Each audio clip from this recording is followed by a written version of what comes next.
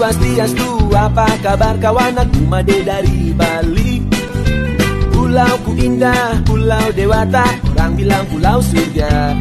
Hei kawan, bila engkau ke Bali, kabarilah diriku ini, agar aku bisa menjemputmu di sana di airport Ngurah Rai, agar bisa bersulang mati anak Bali bersamaku di sini. Apakah wali itu mesti seseorang yang terjaga dari dosa? Enggak. Jadi siapa yang meyakini wali terpelihara dari dosa, maksum, maka dia sudah keliru. Akidahnya menyimpang. Seorang wali hanya mahfuz. Qalbunya dijaga Allah, fisiknya belum tentu dijaga Allah Subhanahu wa ta'ala. Sehingga Imam Junaid pernah ditanya, apakah seorang wali bisa bermaksiat? Jawaban beliau, itu kehendak Allah. Maksudnya apa? Seorang wali tidak bisa mengatur dirinya untuk tidak maksiat, karena itu sudah takdir dari Allah. Apa ciri-ciri wal malamatiyah? Semakin dia tinggi makom kewaliannya, semakin dihujat oleh orang. Dituduh penyihir lah, dituduh nasabnya tidak benar lah, dituduh halu lah, dituduh anti syariat lah, dituduh macam-macam. Kalau tidak ada tuduhan, bukan malamatiyah. Jadi selama masih ada yang mencaci maki, bahkan mungkin di antara antum ini ada yang mencaci makinya, berarti sahihlah ungkapan wali malamatiyah. Maka saya tidak marah kalau saya menyebut wali malamatiyah masih ada, tapi itu tidak banyak. Kita sebutkan dulu, ada namanya Qudayb Al-Ban, murid dari Syekh Abdul Qadir, guru dari Salahuddin Al-Ayyubi. Wa ma taraddadtu fi syai'in ana fa'iluhu ka taraddudi fi qabdi ruhi 'abdil mu'min. Nah, sekarang pindah bab. Ketika terjadi sakratul maut, orang meninggal. Jadi hadis ini sangat relevan sekali dengan zaman kita, masa-masa virus. Tidaklah aku taraddud, secara harfiah taraddud itu ragu, tapi pada hakikatnya Allah kan maha suci dari keraguan. Ini Allah ingin lagi memberikan empati kepada kita, maka perasaan kita dipinjam istilahnya oleh Allah. Tidaklah aku ragu. Ngapain ragu? Ketika hendak menggenggam, mencabut nyawa hambaku, seperti ragunya aku mencabut nyawa hambaku yang mukmin. Jadi Allah mengizinin malaikat maut untuk cabut nyawa, tapi Allah sendiri kemudian bolak-balik, Pak. Maka si malaikat ini bolak-balik, ketika datang dilihat, ya Rob, ini hambamu kekasihmu, di kalbunya ada namamu, aku tidak berani menyentuhnya. Balik lagi ke Allah. Kata Allah, yaudah tanya dia kapan dia mau meninggal. Ada yang begitu, Pak. Itu Nabi Adam.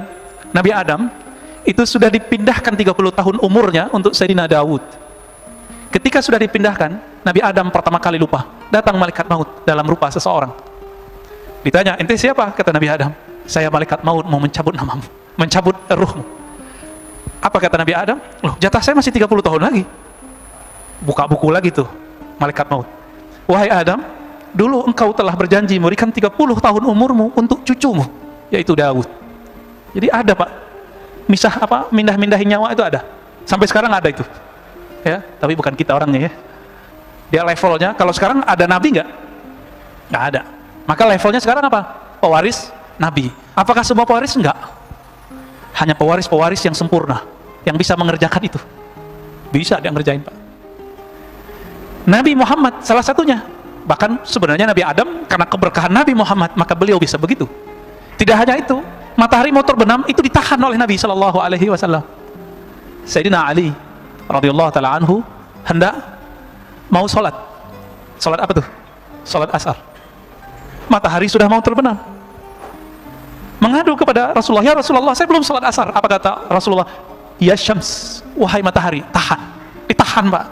Itu namanya hak jaiz. Maka Nabi punya 4 sifat wajib, 4 sifat mustahil, 1 yang jaiz. Jaiz itu jarang dibahas orang. Apa artinya jaiz?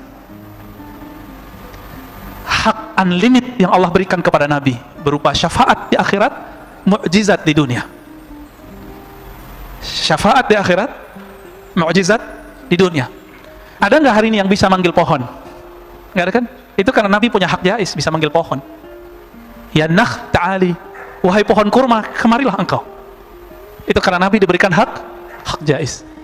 Haknya jaiz Nabi unlimited. Beliau mau, sebenarnya beliau nggak mau wafat, bisa, Pak, tapi beliau memilih kembali kepada Allah Subhanahu wa ta'ala. Baik. Sama ini, Allah Ta'ala itu menyaksikan malaikat mautnya bolak-balik. Sebagaimana Nabi Adam menyaksikan malaikat bolak-balik, ragu juga itu malaikat. Akhirnya datang lagi kepada Allah. Apa kata Allah? Hei malaikat maut, suka-suka Adam, kembalikan saja. Dia maunya berapa lagi? Kembali ke Nabi Adam maunya seperti sebelum diberikan ke cucunya Nabi Daud. 30 tahunnya masih dijalani lagi. Wallahu ta'ala alam, ya. Kenapa seorang nabi diberi hak jaiz? Ini yang kita sebut mukjizat. Kita sebut mukjizat. Jarang mukjizat ini disebut. Kalau di sekolah nggak ada, Pak, wajar begini. Bahwa Nabi Adam memindahkan 30 tahun umurnya ke Daud. Ada nggak belajar di sekolah? Nggak ada, padahal di Sahih Bukhari ada. Guru-guru agama kita nggak ngupdate, soalnya nggak ngaji Sahih Bukhari, ya. Giliran ngaji Sahih Bukhari nggak pakai sanad, ya nggak sahih pemahamannya. Li'annahu yakrahul maut wa akrah masa'atahu wa la budda lahu minhu. Kenapa seorang mukmin membuat Allah ragu? Ragu tanda kutip, bukan ragu hakiki. Ketika mau dicabut nyawanya, karena si hamba ini masih benci dengan kematian, nggak suka dengan kematian. Itu sebabnya saya pernah ketemu masyayikh saya dulu, ya. Ketika dia mengobati beberapa muridnya yang berbakat, dia bilang, "Ya Rob, jangan sampai ambil muridku." Muridnya udah dioain masih ragu. Akhirnya dia tepuk dada si murid. "Kalau ente mati saya jemput ruhnya." Ngomong gitu, Pak. Ada guru saya ngomong begitu. "Kalau engkau berpulang ke rahmatullah, saya akan menjemput meminta kepada Allah." Ada wali-wali bisa begitu. Itu kalau matinya masih mati suri. Kalau matinya sudah mati yang sebenarnya hakiki udah nggak bisa. Ya hanya Nabi SAW yang bisa. Atau wali yang bergelar wali Ghaus. Wali Ghaus itu pewaris Nabi. Itu sebabnya Sidi Syekh Abdul Qadir Jilani ketika mendengarkan seorang anak menangisi ayamnya, dia berdoa, benar nggak?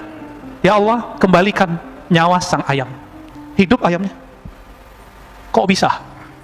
Maka Sidi Syekh Abdul Qadir Jilani secara rohani mewarisi Sayyidina Isa. Hanya wali yang mewarisi Nabi Isa yang bisa ngidupin yang sudah mati. Nabi Isa bisa ngidupin yang mati biiznillah, dengan izin. Apa beda insya Allah dengan iznillah? Sering nyebut biiznillah nggak? Apa bedanya? Tahu? Mau dikasih tahu? Main pakai aja ya. Bismillah tak? Bismillah apaan? Insya Allah itu masih ada peran kita di dalam secara zahir. Tapi kalau biiznillah mutlak milik Allah. Coba lihat ayat tentang Nabi Isa menghidupkan mayat. Itu beliau mengatakan biiznillah atau insya Allah? Biiznillah. Maka sebenarnya saat itu bukanlah Nabi Isa yang menghidupkan.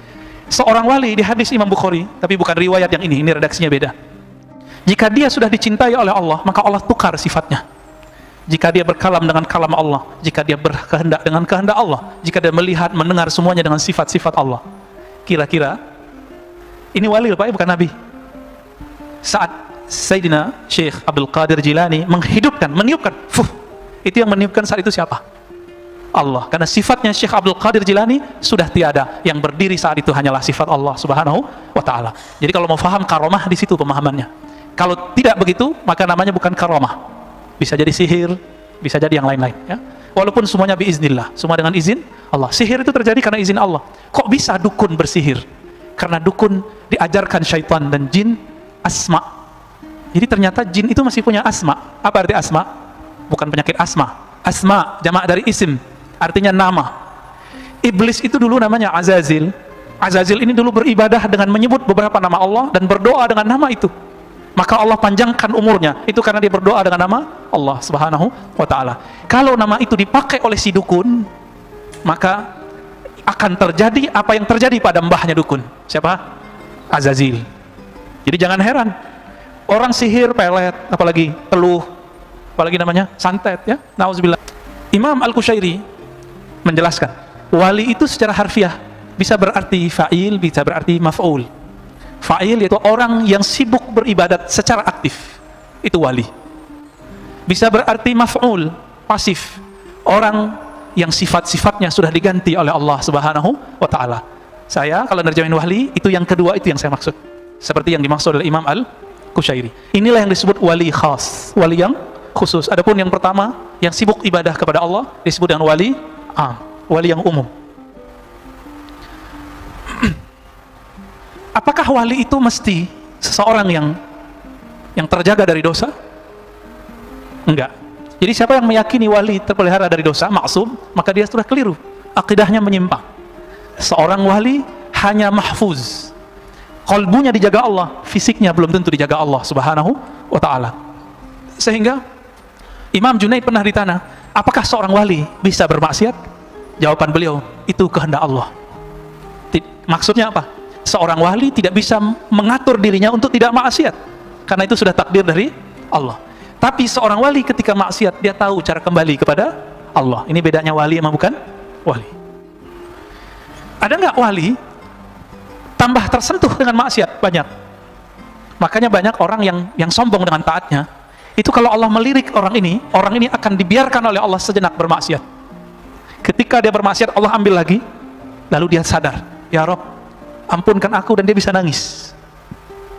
Makanya kadang-kadang kita yang merasa banyak ibadah ini, Allah jebak Pak dengan takdir-takdir yang kadang-kadang kita nggak sadar bahwa kita sudah maksiat.